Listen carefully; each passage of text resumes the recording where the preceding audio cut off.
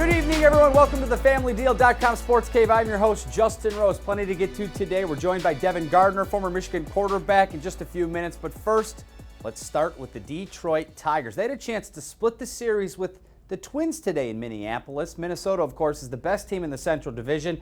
It's really not that close.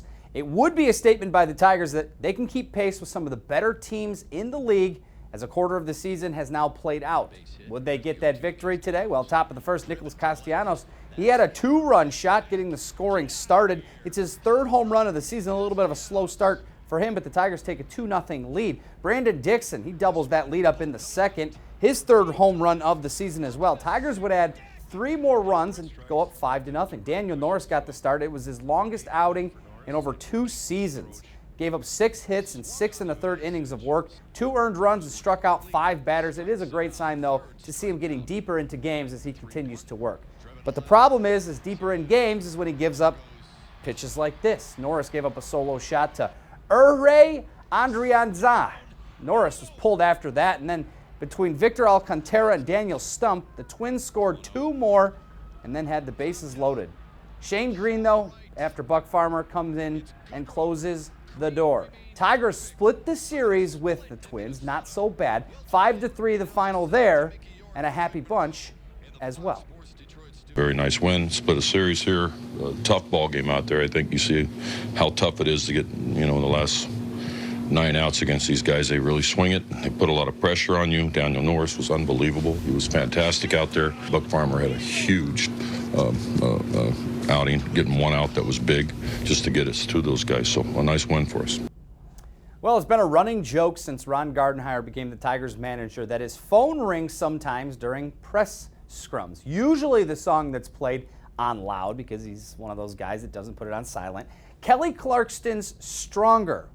But today, during his post-game chat with Johnny Kane at Fox Sports Detroit and others in attendance, it appears he made an upgrade to his musical tastes. You go back to that 7th inning where you get Rosario out of the game. Hold on. I like that song. That's my new ringtone. I can't answer it right now, so let me see if I can shut my boss off here. Okay. What was the tune there?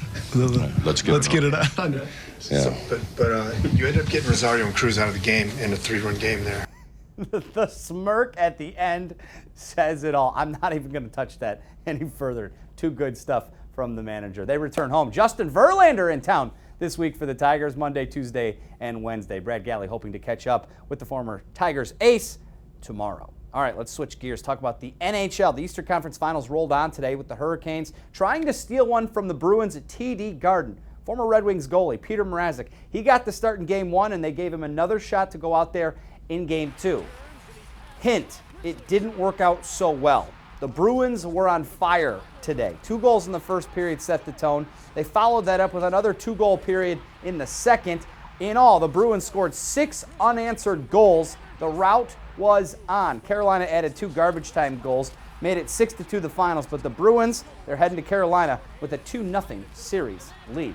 Let's go over to the NBA now. 2 Game 7s tonight in the NBA playoffs, and this is a shot that'll live in infamy in Toronto. Kawhi Leonard with a chance to win it. 4 or 5 bounces, and it drops. A tie game spoiled by Kawhi. He hits the shot. It's an instant classic. The Raptors, they're headed to the Eastern Conference Finals, defeating the 76ers today. They'll take on the top-seeded Milwaukee Bucks starting later on this week. I was just telling them we work on that every day. We're just driving baseline. I said it before. I missed the last one short, so I just wanted to put it up in the air, and I got the shooter's bounce. Man, just a lot of hard work. Just went into my shot, like I said, and just shot it as high as I could again. And you see, I got some loft on it and made the ball bounce off and end up going in. Yeah, just as long as he doesn't laugh anymore.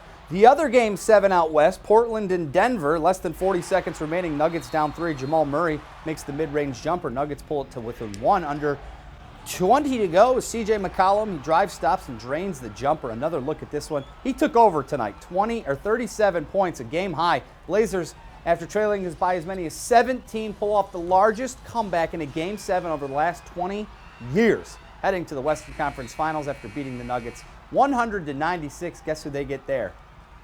Golden State Warriors. Well, the NCAA softball bracket was released tonight. Michigan, they're in it again. Death taxes in Michigan in the NCAA softball tournament. 25 straight years, but the surprise locally, Detroit Mercy. They won the Horizon League tournament yesterday, punched their ticket to the dance for the first time since 1992.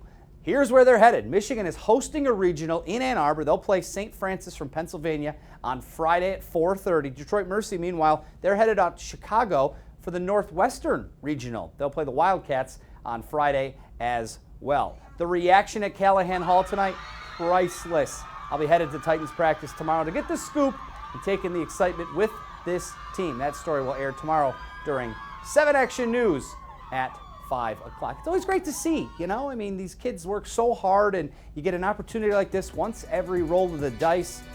Congratulations to the Titans. All right, Devin Gardner, he's here. He's coming up next, and we've got to talk about Lions rookie minicamp. We didn't get access to this, so we'll just talk to somebody who lived through it with the Patriots.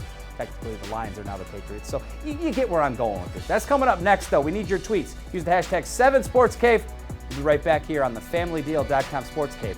Stay with us.